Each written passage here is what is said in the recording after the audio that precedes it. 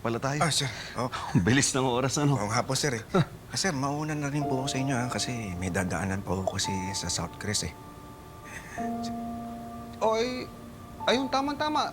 Doon din ang daan namin. Kung gusto mo, sumabay ka na. Yun nga lang, meron kaming dadaan ng sandali kung okay lang sa'yo. Sige ho. Salamat.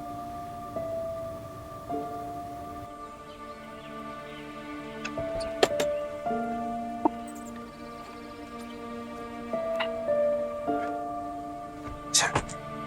Salamat. Sir. Dito pala ang punta nyo.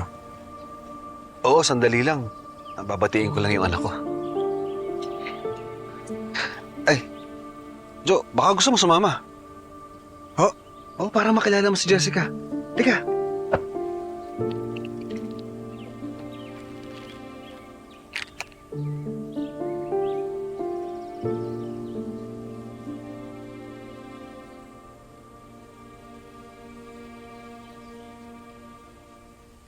Anak.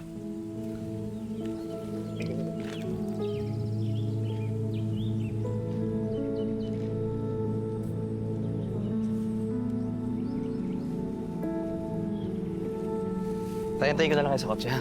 Sige, anak. Bye, Jessica.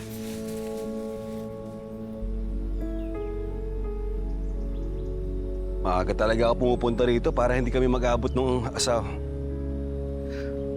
nung nanay ni Jessica.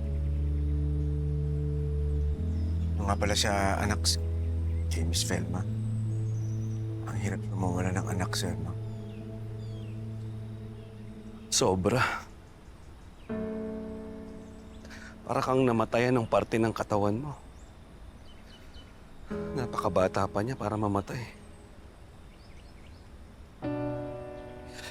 Pa nga ako nakakabawi sa pagmamahal na binigay niya sa akin eh.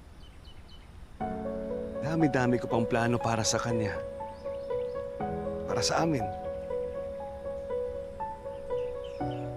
Alam mo, mahal na mahal ko tong bunso ko. Siya yung dahilan kung bakit lumaban ako sa buhay.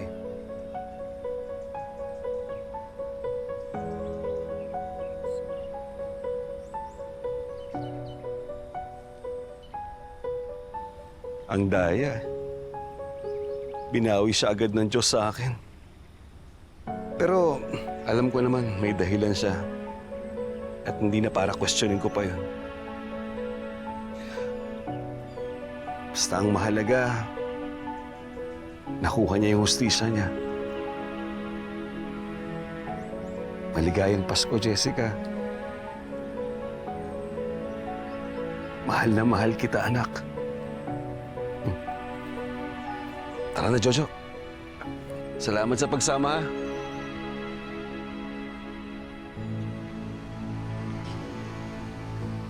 Magkakahustisya lang ang nangyari sa iyo kapag nakabayad ng mga hayop na to na nang abuso at nanakit sa iyo, Jessica. Hindi mauuwi sa wala ang pagkamatay mo, anak. Igaganti kita.